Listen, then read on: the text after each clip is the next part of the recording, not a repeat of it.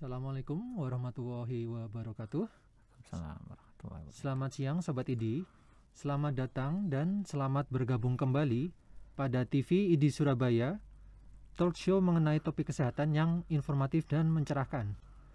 Talk show ketiga kali ini kita akan membahas mengenai komplikasi paru-paru pada COVID bersama saya, Dr. Pandu, sebagai host, dan sebagai narasumber pada hari ini saya ditemani oleh Dr. Arif Bahtiar, spesialis paru konsultan FAPSR.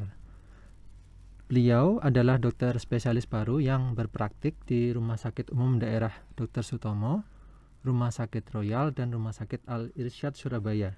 Ya. Sekaligus mengajar sebagai dosen di Fakultas Kedokteran Universitas Airlangga.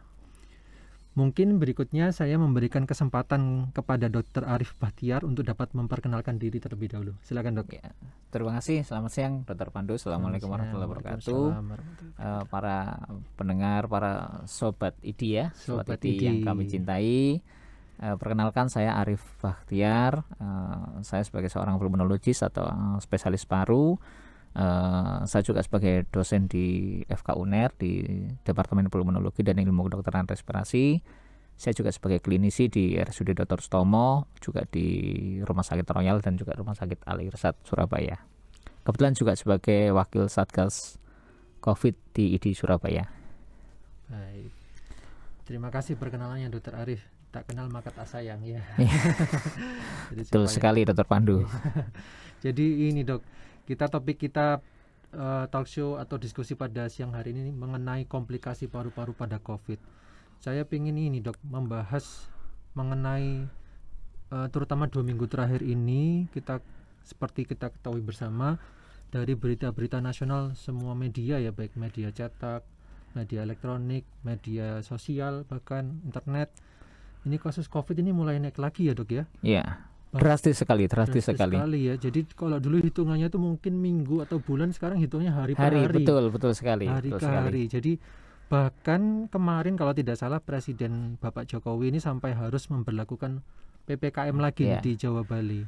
Jadi mungkin yang sebagai pengantar, Dok, mungkin Dr. Arif bisa memberikan keterangan mungkin atau gambaran ya mengenai lonjakan ini, bedanya dengan gelombang pertama di tahun 2020 ini apa, Dok? Ya. Jadi apa yang harus diwaspadai juga nih oleh masyarakat? Ya, memang ini sebetulnya bagi kita klinisi itu sebenarnya sudah, bahkan ahli epidemiologi juga sudah memperkirakan efek pasca Lebaran kemarin itu. Kita sempat khawatir dengan adanya libur Lebaran seperti ini, walaupun sudah kadang-kadang dihalang-halangi untuk mudik, tapi faktanya di lapangan kita lihat sendiri banyak yang seperti mudik itu masih banyak. Yeah. Sebagai gambaran saja pelonjakan kasus ini, saya mencontohkan di Dr. Sutomo saja ya, setahun yang lalu itu kami di Dr. Sutomo itu kami sampai manajemen rumah sakit sampai membuka ruang bedah F, G, H dan ruang kemoterapi itu untuk pasien COVID setahun yang lalu ya. Tetapi waktu itu ruang isolasi kita hanya ruang isolasi 1 dan 2 saja. Ya. Jadi waktu itu Sutomo masih punya ruang isolasi 1 yang untuk kritis, pasien-pasien kritis yang perlu ventilator. Ya. Dan ruang RIK 2 yang untuk kasus-kasus yang berat yang tidak perlu ventilator, seperti itu. Ya. Sehingga Rumah Sakit Dr. Sutomo sampai membuka ruang stroke unit ya, ruang seruni, ruang bedah F, G, H dan ruang kemoterapi Soekarja. Jadi sampai buka 5 ruangan waktu itu. Iya, Dok. Lah saat ini kita punya ruang isolasi 1, ruang isolasi 2, 3, 4, 5A, 5B, 6. Kita sudah punya ruang isolasi 7 ya. Masih ditambah ruang seruni, kemudian bedah F, G, H dan ruang kemoterapi. Berarti ada 12 ruangan saat ini di Sutomo. Luar biasa ya untuk saat luar ini. Biasa.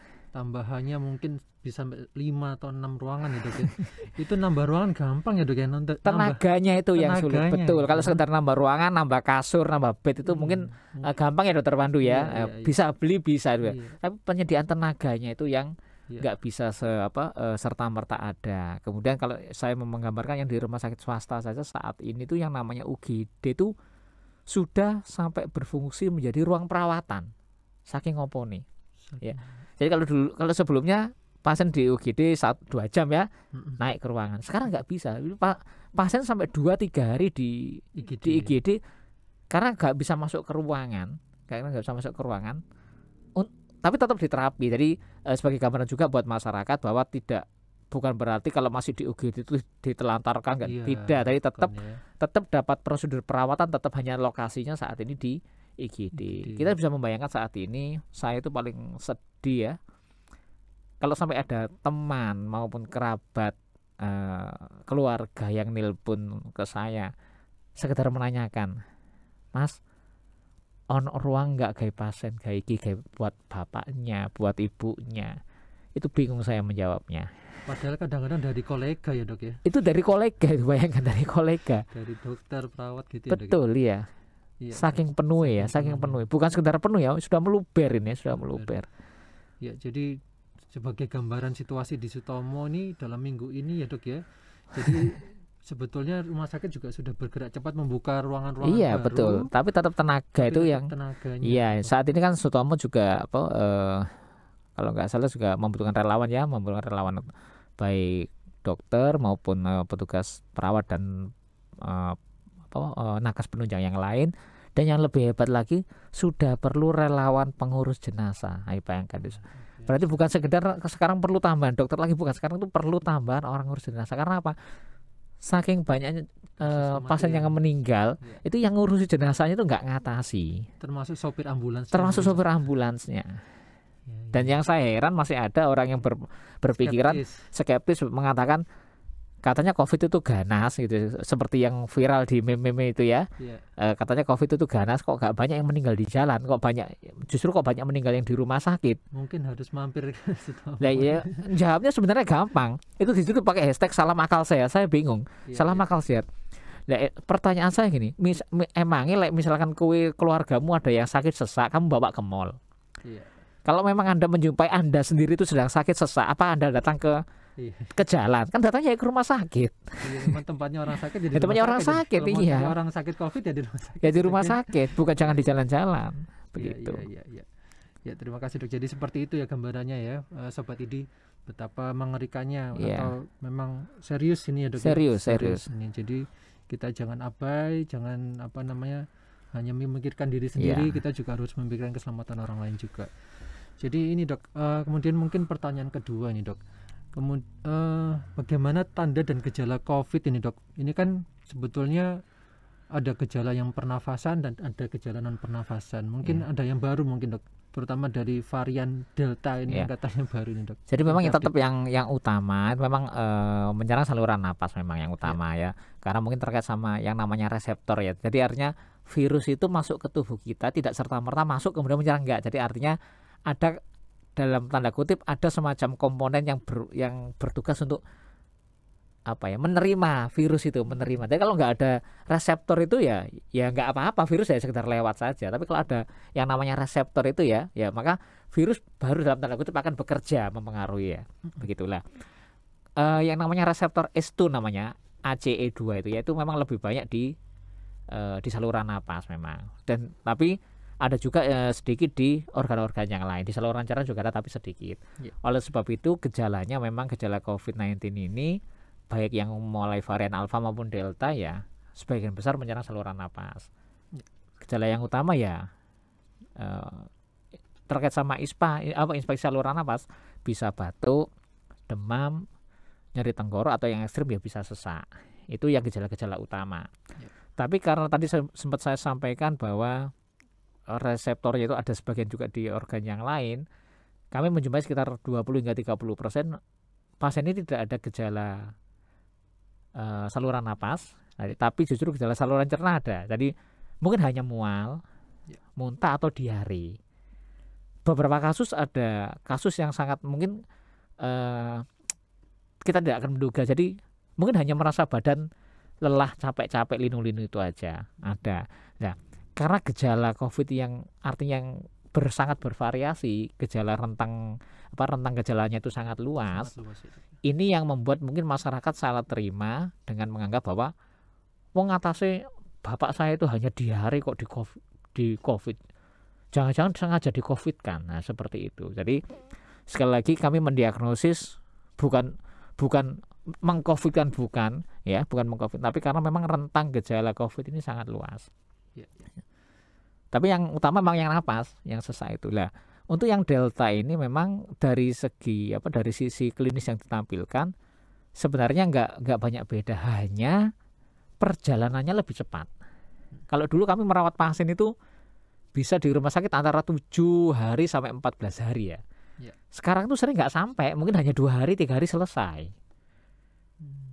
Begitu. Artinya selesai itu sembuh atau meninggal karena progresivitasnya sangat cepat sekali. Jadi perburukannya juga lebih cepat. Dan lagi kalau dulu kita masih berpikiran wah kalau orang ini nggak ada komorbid kita merasa sedikit tenang, insya Allah orang ini membaik. Sekarang nggak bisa buat patokan. Sekarang virus ini nggak pandang bulu, semua bulu dipandang katanya. Ya. Jadi orang yang tanpa komorbid usia muda banyak yang terserang dan progresivitas memburuknya itu cepat. Dan diduga memang karena proses ini seperti ini, virulensinya sangat tinggi, maka proses penularannya juga lebih mudah seperti itu. Ya, mengenai proses penularan ini dok.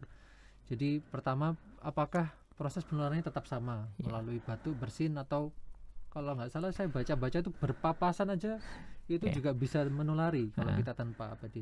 Terus kemudian yang kedua, bagaimana mengurangi proses penularan ini?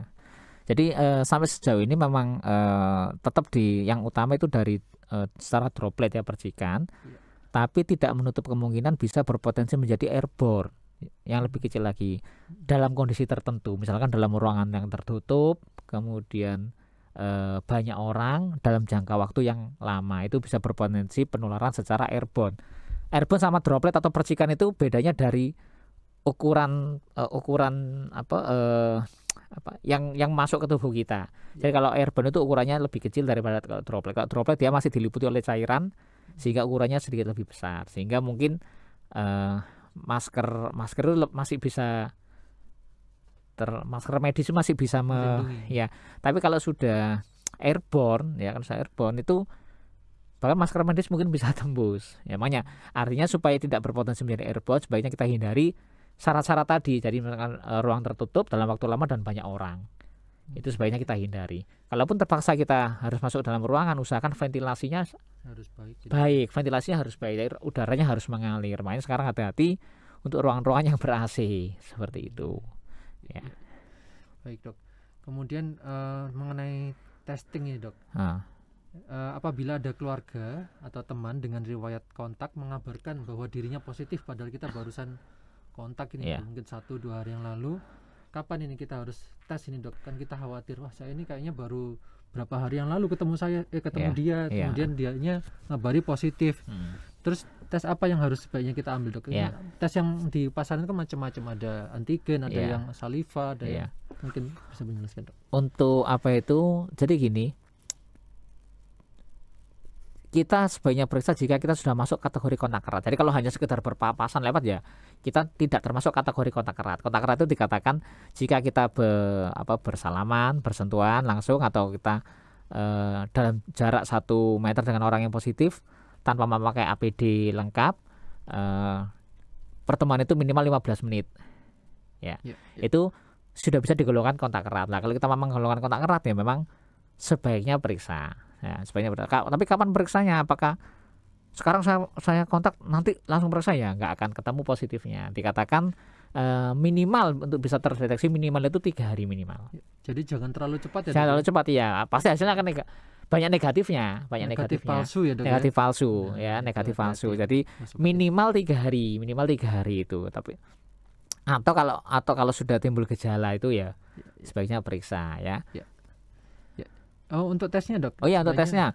Jadi gini, memang saat ini yang menjadi golden standarnya atau standar bakunya itu PCR ya, PCR. Tapi kalau sifatnya untuk screening masih diperbolehkan yang menggunakan antigen, itu nggak apa-apa, memang antigen yang nggak apa-apa. Untuk yang rapid antibody memang untuk screening relatif tidak begitu kita sarankan. Jadi kalau yang antigen, ya.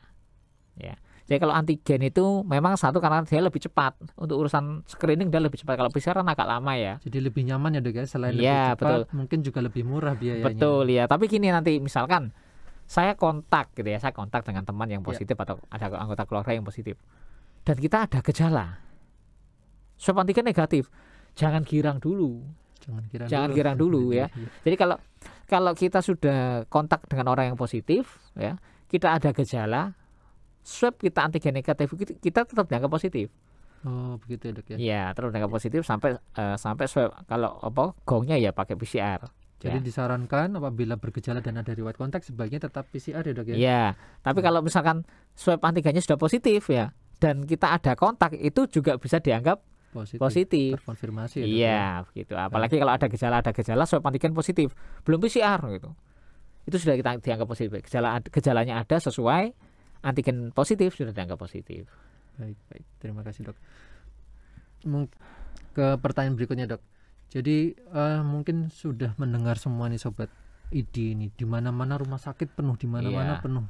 Kita kesulitan mencari rumah sakit, mungkin ada teman atau keluarganya yang mengabarkan dirinya positif tapi kesulitan mencari rumah sakit. Mohon saran ini dari Dokter Arif, apabila positif boleh nggak para pasien ini, para sobat ID ini isolasi mandiri Dok? Kapan harus ke rumah sakit Dok? Sangat boleh. Jadi kalau kita ini positif tapi yang tidak ada gejala atau ringan, itu sangat disarankan isolasi mandiri saja ya.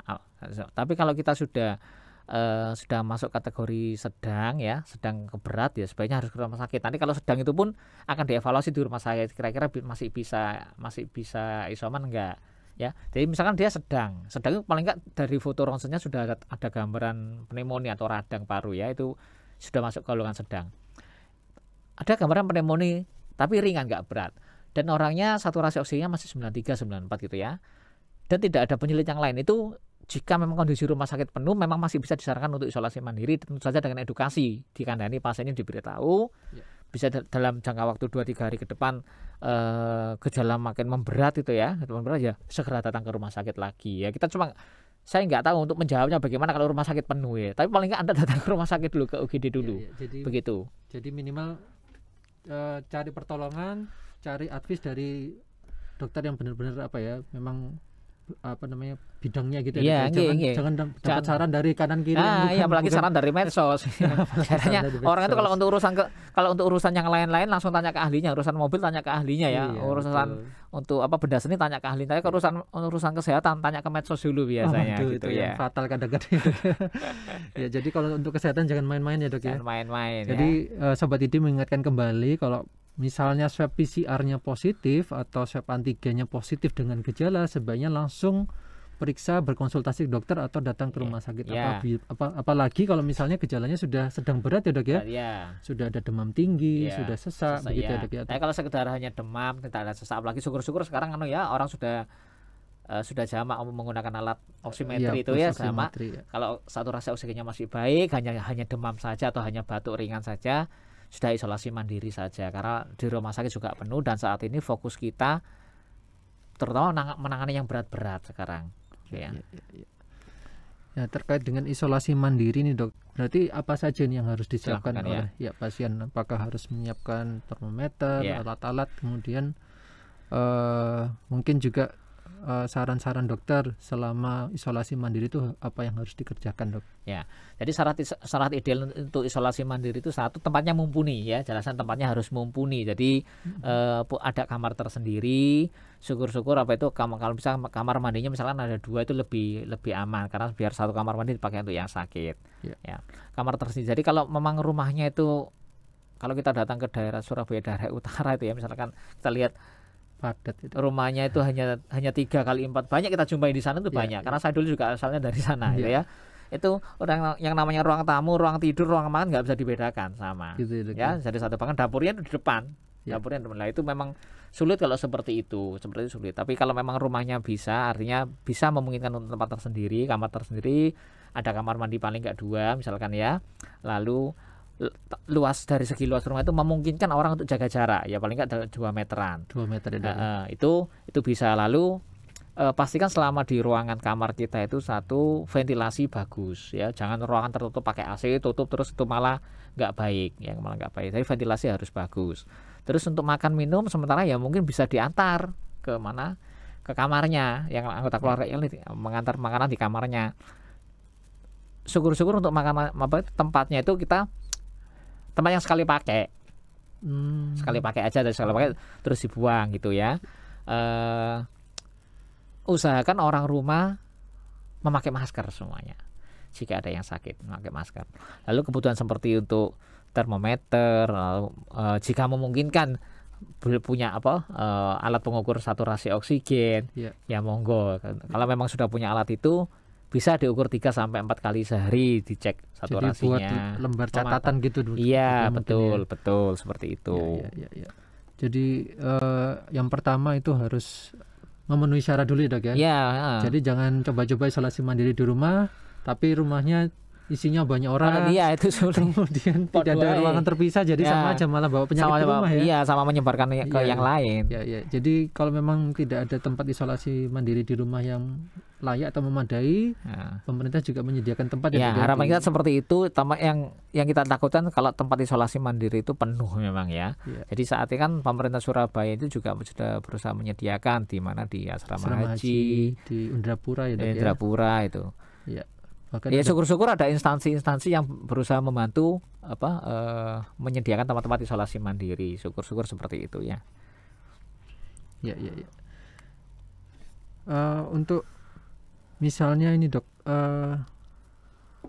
waktu isolasi mandiri itu apakah ada selain makanan, tadi makanan apa yang perlu dikonsumsi jenis-jenisnya, atau mungkin vitamin-vitamin dok? Ini kan yang saya dengar masyarakat awam itu sudah mulai inisiatif sendiri membeli vitamin-vitamin atau imunomodulator, penguat imun itu ada, atau bahkan obat-obatan seperti antibiotik azitromisin kan ada. Iya. Dari sendiri itu gimana dok? Dokter? Jadi kalau untuk yang sifatnya suplemen multivitamin monggo, nggak merek apapun silakan, imunomodulator merek apapun silakan disediakan, nggak ada salahnya. Yang penting sesuai dengan petunjuk dan aturan, jangan membabi buta. Lalu untuk antibiotik ya memang sarannya, kalaupun Anda akan memakai antibiotik, tentu saja harus ada saran dari tenaga medis terlebih dahulu, apakah kira-kira perlu atau tidak ya, karena antibiotik itu sebenarnya bukan untuk COVID sebenarnya. Betul. Ya, karena COVID itu virus ya, kasih antivirus. Hanya memang kalau pada saat kita melakukan pemeriksaan kan kita khawatirnya kalau ada suatu overlapping dengan yang namanya infeksi virus yang lain atau infeksi bakterial yang atipikal, itu kan gejalanya mirip-mirip virus. Itu tentu saja bisa didapat dari hasil pemeriksaan maupun anamnesis dengan pasien yang secara langsung. Itu kita bisa kadang meresepkan antibiotik tertentu ya. Tapi tidak serta-merta ini harus pakai antibiotik, enggak. Jadi sekali lagi kalau suplemen multivitamin monggo silakan masyarakat mengkonsumsi dengan batas-batas yang wajar dengan aturan yang sesuai. Ya, kalau antibiotik sebaiknya ada saran dari tenaga medis terlebih dahulu. Ya, jadi tetap jangan sembarangan ya dok. Ya, karena sekali lagi antibiotik bukan obat COVID, bukan bukan obat COVID. Iya, bahkan dulu tuh ada juga yang menyebutkan hidroksikloroquine ya dok. Itu kan nggak boleh sembarangan karena ada efek samping yang cukup serius kalau terhadap jantung ya. Iya, jadi jangan sembarangan. Tetap masyarakat harus wajib mendapatkan advies dari tenaga kesehatan yang expert di bidangnya. Kemudian mungkin dokter bisa menjelaskan sedikit dok, bagaimana virus COVID ini bisa menginfeksi kita, dan bagaimana apabila kita positif ini bagaimana virus COVID dapat mempengaruhi paru-paru kita nih dok? Jadi hampir sama seperti virus yang lain ya. Jadi mungkin virus itu tidak berniat menyerang kita mungkin ya. Jadi yang ada dalam pikirannya virus itu mungkin mereka hanya ingin bertahan hidup, ingin berkembang biak, meneruskan keturunannya, hanya itu aja membelah. Ya nggak punya sama sekali mungkin nggak punya niatan untuk menyerang kita, tapi respon tubuh kita, nah itu respon imun kita terhadap virus itu yang bisa membuat kerusakan dalam tubuh sendiri. Jadi rata-rata kematian yang fatal akibat COVID-19 ini itu bukan masalah virusnya, tapi inflamasi yang ditimbulkan. Ya, inflamasi yang ditimbulkan itu responnya sangat hebat. Bahkan masih kita jumpai orang yang masih kondisi sakit berat padahal dia sudah negatif. Jadi virusnya sudah nggak ada, Tapi efek inflamasi atau keradangan yang ditimbulkan oleh tubuh kita terhadap virus itu tadi dalam upaya melawan virus tadi itu yang masih menetap, yang fatal. Itu yang membuat parah. Dan memang kalau sudah sampai menyerang, karena terutama menyerang saluran napas ya, kalau sudah di paru ada istilahnya apa ya? Paru itu kan fungsinya untuk ngambil oksigen sama mengeluarkan CO2. Nah, kalau terjadi suatu keradangan atau inflamasi yang hebat di paru, itu maka yang namanya bola-bola alveoli dalam paru kita itu akan terisi oleh cairan-cairan radang. Ya, cairan-cairan keradangan. Sehingga yang harusnya berisi udara nggak bisa memenuhi. Bukan hanya itu, bahkan pada COVID itu bukan hanya menyerang di sekedar saluran napas, tapi juga di pembuluh darahnya itu, di kapilernya itu juga terkena. Makanya ada istilah hiperkoagulopati itu ya, yang bisa kita ketahui dari pemeriksaan di dimer meningkat. Pengentalan darah itu. Ya, kita menyampaikan ke bahasa pasien pengentalan darah itu sebenarnya bukan masalah pengentalan darah, tapi itu. Nah, itu efek-efek seperti itu yang membuat fatal. Jadi ujung-ujungnya oksigen itu tidak bisa diserap dengan baik dan tidak bisa didistribusikan ke tubuh yang lain dengan baik. Itu yang fatal.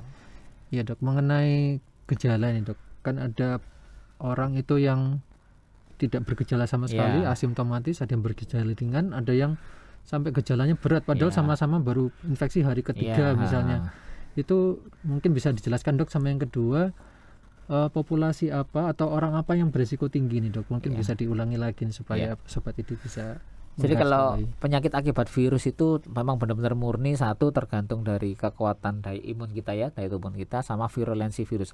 Tapi kalau kita anggap sama-sama virusnya sama-sama kekuatannya sama ya, berarti kita murni mengandalkan dari daya tahan tubuh kita. Maaf.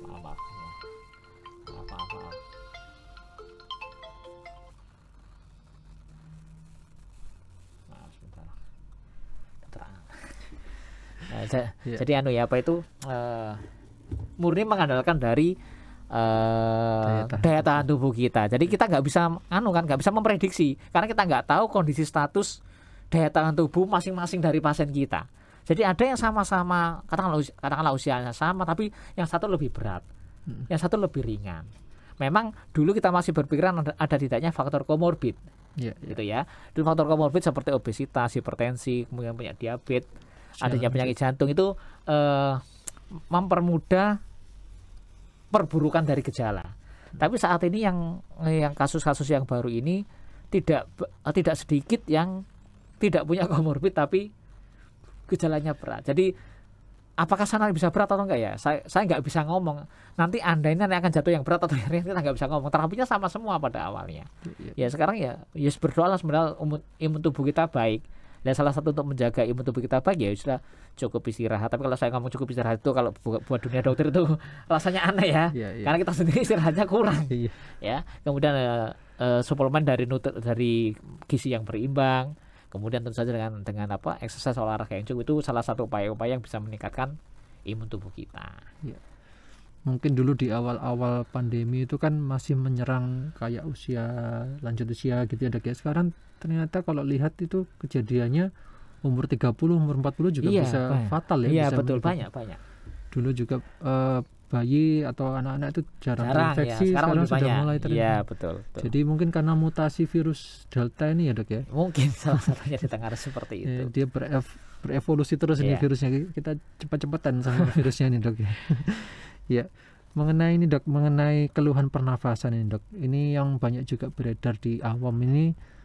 Bagaimana dengan senam atau latihan pernafasan yang disarankan dok? Mungkin ada untuk yang sehat atau yang COVID ini? Untuk yang COVID dok. Ya, jadi memang salah satu modalitas terapi penanganan COVID salah satunya adalah mengenai fisioterapi napas, terutama pada mereka yang selama sakit atau yang pasca sakit masih mengalami gejala. Jadi latihan-latihan pernafasan yang sudah itu banyak kok di YouTube itu banyak mengenai video-video tutorialnya.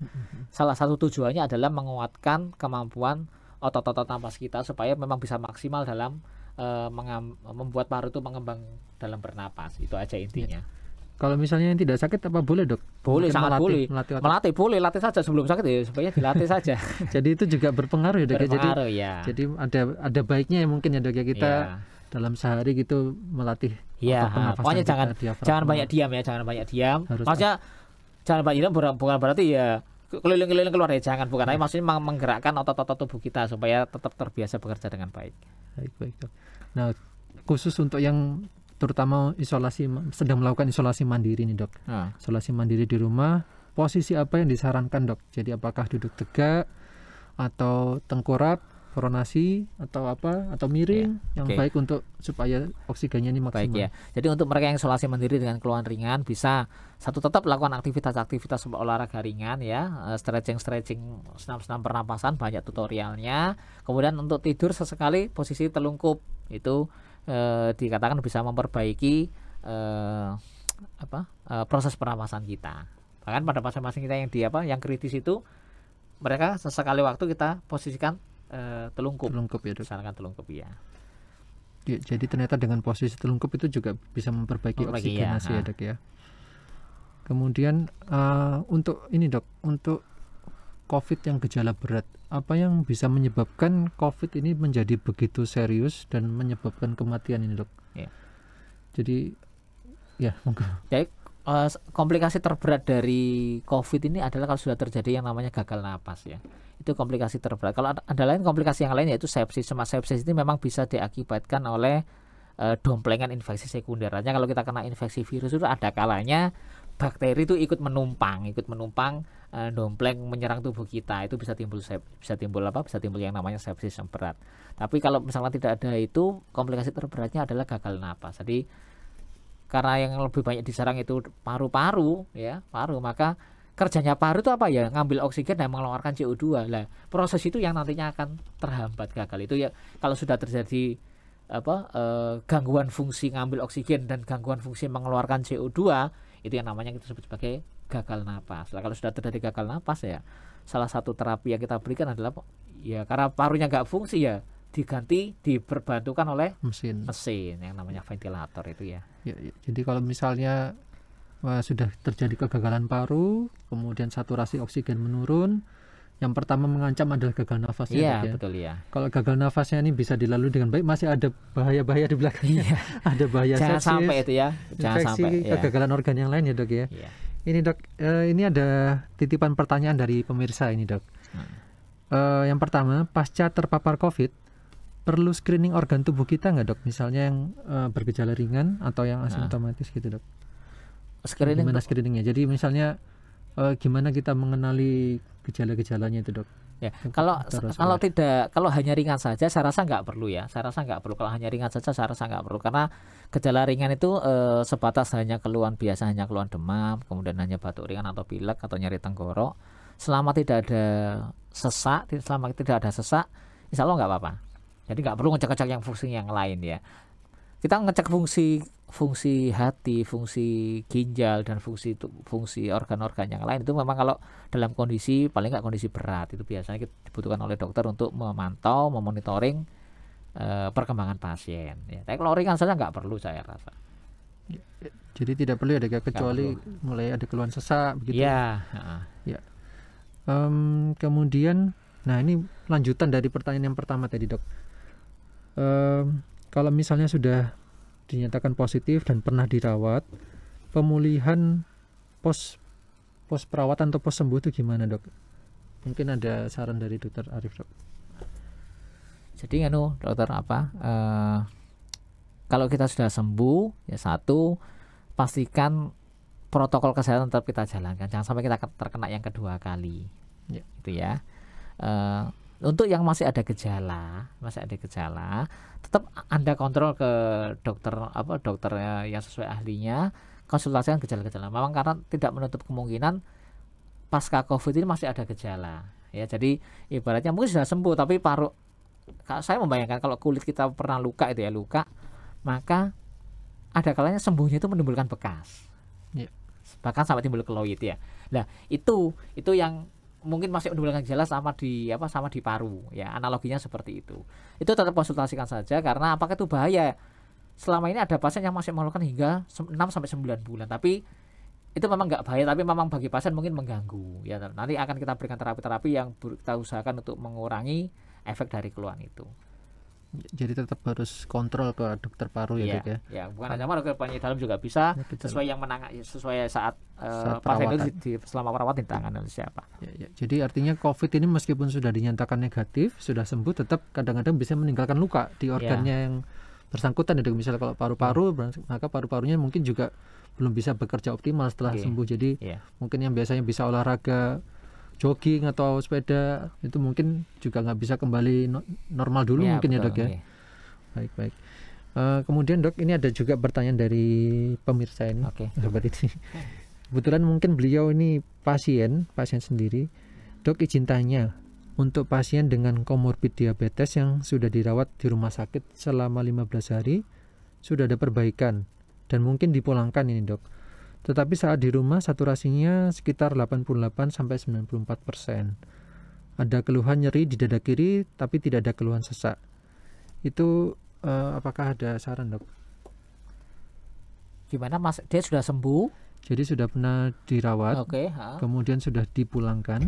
Di rumah ini saturasinya masih 88-94. Keluhan nyeri dada kiri, tidak ada sesak tapi dengan komorbid diabetes. Pastikan itu kalau memang saturasi segitu memang termasuk rendah ya. Saran saya segera kontrol kembali itu, Tapi kalau masih kisarannya 92-93 itu bisa kita perbaiki dengan tetap melakukan satu latihan pernapasan, senam pernapasan ringan. Itu tutorialnya banyak di YouTube, banyak itu. Itu banyak ya. Dari dokter rehabilitasi medik itu banyak video-videonya. Itu monggo bisa dipraktekkan, bisa dimanfaatkan. Intinya untuk memaksimalkan kembali fungsi paru yang sebelumnya sudah kena sakit. Intinya di sana. Dan jangan ngelemprek hanya diam saja, tetap harus lakukan aktivitas, karena orang selama perawatan, apalagi kalau perawatan lama itu biasanya otot-ototnya nggak banyak gerak kan. Itu harus dimaksimalkan semua untuk memperbaiki, dilatih kembali. Untuk diabetesnya ya tentu saja ya konsultasikan ke dokter diabetes yang sudah Anda percayai sebelumnya. Jadi untuk batasan saturasi yang aman tuh berapa, Dok, kalau misalnya perawatan untuk orangnya? Di rumah itu di WA disebutkan di panduan kalau 93 itu masih oke. Masih dapat diterima ya, Dok ya? Masih bisa diterima selama memang tidak ada kelainan yang lain dan pasien masih bisa menjalankan aktivitas dengan baik. Artinya pasien tidak merasa sesak, kemudian tidak ada keluhan yang lain, itu masih bisa disarankan untuk di rumah. Baik, mungkin tadi yang bertanya ini mungkin masih mendengarkan ya. Untuk saturasi 88 ini mungkin seharusnya kalau begitu riskan itu ya. Karena bahayanya apa, Dok, kalau misalnya saturasinya di bawah 93? Saturasi itu kan alat screening yang cepat untuk melihat prosentase oksigen yang dibawa oleh darah kita kan gitu ya. Artinya kalau sudah sampai di bawah 90 ya, itu berarti kadar oksigennya rendah ya. Berarti nantinya padahal organ-organ tubuh itu bekerjanya kalau oksigennya cukup. Ya, kalau oksigennya rendah ya mesin tubuh itu nggak bekerja dengan baik. Lama-lama rusak ya, Dok. Kayak alat listrik gitu, kalau tegangannya rendah lama-lama rusak. Iya, analoginya mungkin seperti itu ya. Mungkin ya, analoginya seperti itu. Jadi kalau tegangan listrik di rumah turun, nanti lama-lama yang lain rusak. Iya, betul. Jadi batasnya 93% dari informasi dari Dr. Arif ini. Nah, ini ada pertanyaan lagi, Dok, dari yang melihat di rumah ini, Dok. Dokter, saya pernah dengar namanya badai sitokin itu, Dok. Itu katanya bahaya. Tolong dijelaskan, Dok, dan deteksinya bagaimana, Dok? Jadi tadi kan kita sudah sedikit menyinggung ya bahwa penyakit virus, mungkin virusnya sudah selesai, tapi yang membuat fatal itu adalah respon tubuh kita terhadap virus itu. Tadi efek akibat peperangan tubuh kita dalam menghadapi virus itu ya, itu yang bisa memperberat lah.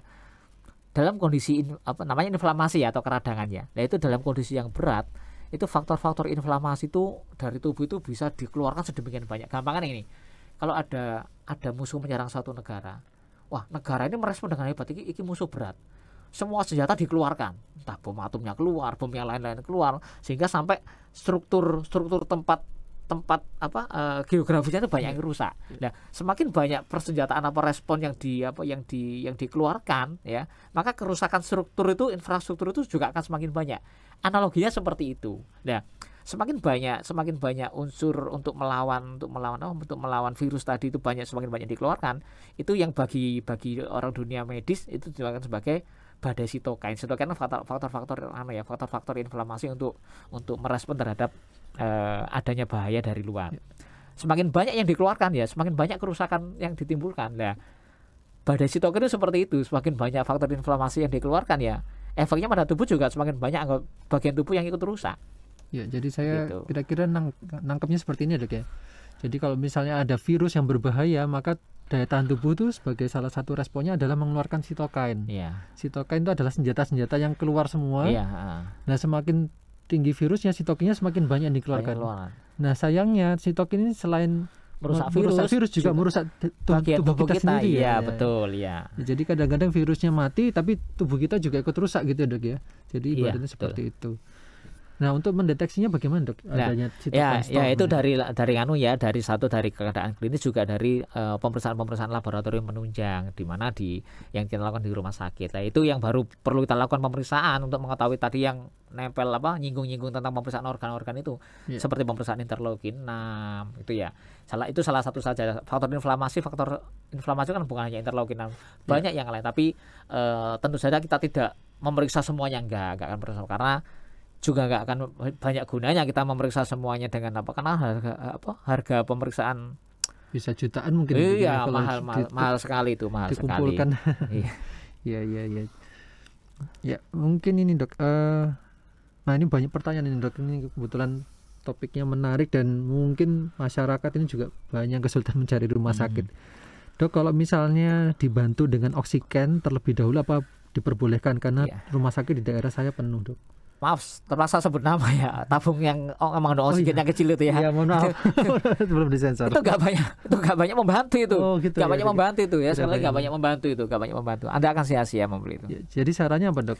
Ya, kalau memang perlu, katakanlah memang terpaksa Anda nggak bisa ke rumah sakit. Tapi kalau Anda mampu beli tank tabung oksigen yang besar itu, yang bisa diberikan secara kontinu itu ya, itu baru tentu saja dengan saran dari tenaga medis sebelumnya bagaimana cara memberikan oksigennya. Itu misalkan kondisi terpaksa Anda tapi kalau nggak terpaksa ya bawa ke rumah sakit. Bagaimana kalau yang kecil itu tidak membantu? Nggak banyak membantu. Anda akan buang-buang uang saja. Baik. Nah, ini Dok, ada juga lagi. Misalnya Dok, pasien ini pernah terkena COVID, kemudian dia ini kena lagi infeksi yang kedua kalinya, apakah itu lebih berbahaya? Mungkin seperti pada reaksi sakit demam berdarah Dok ya, kalau misalnya demam berdarah pertama tidak terlalu berat, ringan, yang kedua lebih berat, yang ketiga lebih berat lagi, apakah COVID seperti itu Dok? Gimana tadi saat terkena? Jadi pasien ini sudah pernah COVID, kemudian kena lagi. Apakah manifestasinya atau gejalanya itu lebih berat Dok? Ya, saya sulit menyampaikannya. Idealnya kalau kita sudah pernah terkena dan terkena lagi dengan varian yang sama itu idealnya tubuh kita sudah punya kekebalan, harusnya sudah punya daya imun, paling nggak mengenal bahwa sudah pernah kena penyakit ini, itu biasanya lebih ringan. Tapi kalau kena varian yang beda lagi ya mungkin bisa juga lebih fatal. Ya, jadi saya masih belum bisa mengatakan kalau kena lagi itu akan lebih berat atau lebih ringan, karena kalau variannya berbeda ya responnya juga bisa berbeda. Begitu. Ya.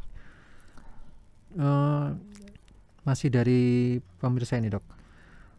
Setelah pulang, waktu yang tepat untuk kontrol ke dokter paru, jantung, dan penyakit dalam setelah isoman itu kapan Dok yang disarankan Dok? Dari rumah sakit kita biasanya paling nggak 14 hari setelah keluar baru kontrol lagi. Tapi misalkan sebelum 14 hari itu ada gejala yang memberat ya, jangan nunggu 14 hari, harus segera evaluasi. 14 hari ya Dok? Iya. Ya.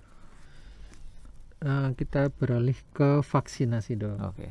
Jadi mengenai vaksin ini kan beberapa dulu waktu pertama kali vaksinasi ini muncul masih juga banyak skeptis ya Dok ya. Iya. Menolak vaksin, malah sekarang ini banyak juga yang rebutan vaksin. Iya. Gimana menurut Dokter Arif ini Dok? Iya. Nah, memang vaksin merupakan salah satu upaya untuk mencegah. Jadi gini, vaksin itu bukan untuk mencegah kita terkena penyakit ini, enggak. Kita tetap bisa tertular.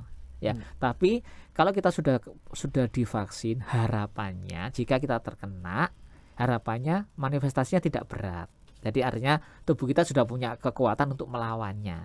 Harapannya seperti itu ya, Jadi vaksinasi ini apapun merek vaksinnya ya, kalau memang tersedia dan apalagi buat masyarakat sudah ada dapat giliran atau memang sudah ada sudah dimudahkan untuk dapat vaksinasi gratis. Ambil kesempatan itu. Karena kita nggak tahu, bukan berarti kita sudah divaksin terus bebas nggak kena. Tidak, kita masih bisa kena dan kita masih bisa menularkan kalau kita kena. Tapi kalaupun kita kena, harapannya mudah-mudahan tidak berat. Tapi ternyata ada yang berat ya. Sama seperti kalau kita naik motor pakai helm, apakah Anda pasti selamat ya? Ya belum tentu selamat. Bisa jadi Anda juga meninggal walaupun pakai helm. Tapi artinya persentase orang yang pakai helm dan kecelakaan yang selamat itu jauh lebih banyak daripada mereka yang nggak pakai helm dan nggak selamat. Menghindari komplikasi yang lebih serius ya. Seandainya kena pun mudah-mudahan gejalanya ringan ya, seperti itu. Ya. Kalau antara vaksin itu apa ada yang disarankan, Dok? Karena pemerintah itu kalau nggak salah ada AstraZeneca. Saya sendiri nggak punya saran tertentu. Pokoknya saya sendiri mana yang tersedia bagi saya sudah itu yang saya terima dulu ya. Karena dalam kondisi ini kondisi pandemi yang hebat ya. Samaan bayang dokter Pandu bayangkan apa? Yang namanya HIV itu kan sudah sejak tahun 80 ya, awal tahun lama. Yeah. Akhir tahun 70-an menjelang akhir tahun 70-an, booming 80-an, kemudian booming lagi saat Freddie Mercury meninggal tahun 90 atau 91 itu ya. Yeah. Itu sampai sekarang kan belum ada vaksin resminya yang dianukan. Tapi mengenai uji coba vaksinnya sudah berjalan.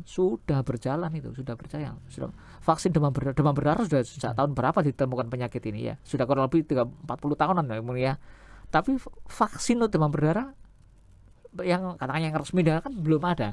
Tapi penelitiannya itu jalan terus. Artinya untuk sampai bisa merekomendasikan sebuah vaksin itu perlu waktu yang sangat lama, sangat panjang, rata-rata lebih dari 10 tahun ya. Tapi ini COVID ini penyakitnya baru 1,5 tahun. Ya. Ini bukan cawalian, baru 1,5 tahun, dan kalau sampai sudah ada produsen yang bisa membuat vaksin sampai rilis ya, saya sangat salut sekali. Artinya ya ahli-ahli di belakang itu sangat bekerja keras sekali. Effortnya luar biasa. Makanya kalau begitu ada hasil yang dirilis dan dinyatakan katakanlah aman, sudah ambil saja dulu ya. Nggak tahu merek yang mana, ambil saja dulu.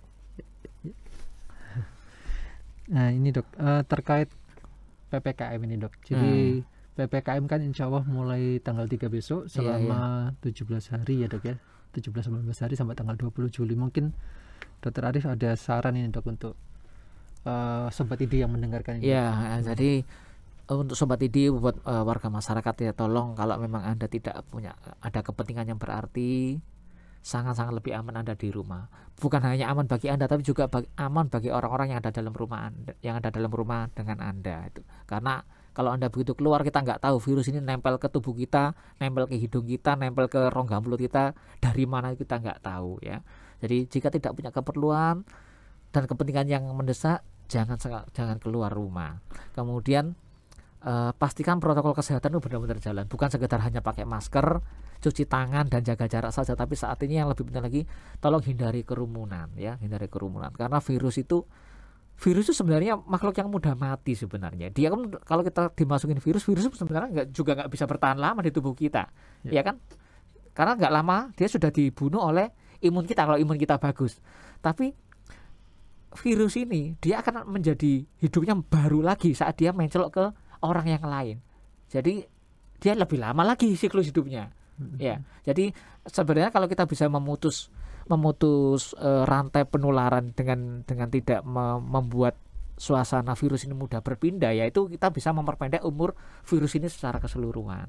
Jadi sebenarnya virus ini makhluk yang sangat mudah mati sebenarnya. Dia nggak bisa bertahan hidup lama, nggak bisa kok. Dia di tubuh kita lebih dari 2 minggu aja sulit ya, karena sudah diserang oleh imun tubuh kita. Tapi kalau begitu virus ini mencelak dari tempat kita, dia dapat tempat baru, dia bereplikasi baru, tubuh baru, berkembang biak baru lagi, ya dia bisa lebih banyak lagi, demikian seterusnya. Jadi intinya stop transmisi Dok. Stop transmisi, betul, stop transmisi. Pokoknya ya. Begitu satu orang ini terinfeksi, dia harus dipisahkan dari yang lain, ya, karantina, supaya virus itu supaya siklus hidup virusnya juga agak lebih panjang. Ya. Karena virus itu sebetulnya bukan makhluk hidup ya. Iya, dia lemah ya. Iya, lemah sekali dia. Tanpa hus, tanpa inang, tanpa bisa hidup dia. Bayangkan dia nggak bisa hidup. Dia bisa hidup kalau ada yang menaungi kan gitu ya. Ada rumahnya. Ada rumah barunya, ada rumah baru ya. Kalau rumahnya lebih dari 2 minggu saja dia mati, dibunuh oleh yang punya rumah itu sudah. Jadi kita mohon bagi para masyarakat yang mendengarkan ini supaya kita harus bersama-sama ya. Jadi kita bukan hanya dokter yang berusaha, bukan hanya rumah sakit, bukan hanya perawat, bukan hanya bidan, tapi semua kita harus bersatu. Iya, sama-sama. Seluruh elemen masyarakat ini harus berbahu membahu, iya. karena pandemi ini merupakan ujian bagi kita semua. Kita harus satu pikiran, satu suara. Tanpa dukungan semua pihak rasanya sulit ya Dok ya untuk bisa lolos dari pandemi ini ya. Ya mungkin ini Dok, sebelum kami tutup mungkin saya bisa minta tolong Dr. Arief menyimpulkan 3 poin mungkin Dok, resume dari talkshow kita pada siang hari ini. Jadi satu yang mau saya sampaikan bahwa COVID ini ada. Ya, COVID ini ada. Entah kalau Anda percaya ini konspirasi, yang jawaban saya simpel. Bah iki konspirasi. Bah iki bukan konspirasi, tapi yang jelas ini ada. Yang jelas ini ada. Yang kedua, saat ini virus ini sangat-sangat mudah menyebar, dan saat ini dikatakan variannya itu lebih progresif dalam membuat kondisi lebih buruk. Jadi tolong buat masyarakat, bagaimana kita bersama-sama berupaya mencegah supaya penularan ini bisa berkurang. Dengan jalan apa? Satu, jalankan protokol kesehatan dengan benar ya, dengan benar. Artinya kita menggunakan masker juga jangan sekenanya. Saat ini bahkan kami juga menyarankan kalau pakai masker saat ini mungkin kalau perlu masker double kalau saat ini ya. Kemudian hindari kerumunan. Pastikan kita bisa menjaga orang-orang di sekitar kita, juga menjaga diri kita sendiri supaya kita tidak menjadi pembawa virus ini. Itu saja. Baik, terima kasih Dr. Arief Batira telah memberikan ilmu-ilmu yang sangat bermanfaat insya Allah ya buat kita semua. Berikutnya kami dari panitia sekaligus saya Dr. Pandu sebagai pembawa acara mengucapkan terima kasih pada seluruh pemirsa Sobat ID yang telah setia mendengarkan talk show. Mudah-mudahan ini berlanjut terus dan bermanfaat untuk kita semua. Kurang lebihnya mohon maaf. Terima kasih Dr. Arief berkenan hadir di sini. Terima kasih juga. Semoga sehat terus Dok. Amin. Kita semua sehat ya. Semoga pandemi ini segera berlalu, dan yang sakit dapat segera sembuh dan sehat kembali. Amin. Terima kasih. Kami tutup acara pada siang hari ini. Assalamualaikum warahmatullahi wabarakatuh. Selamat siang. Waalaikumsalam warahmatullahi wabarakatuh. Salam.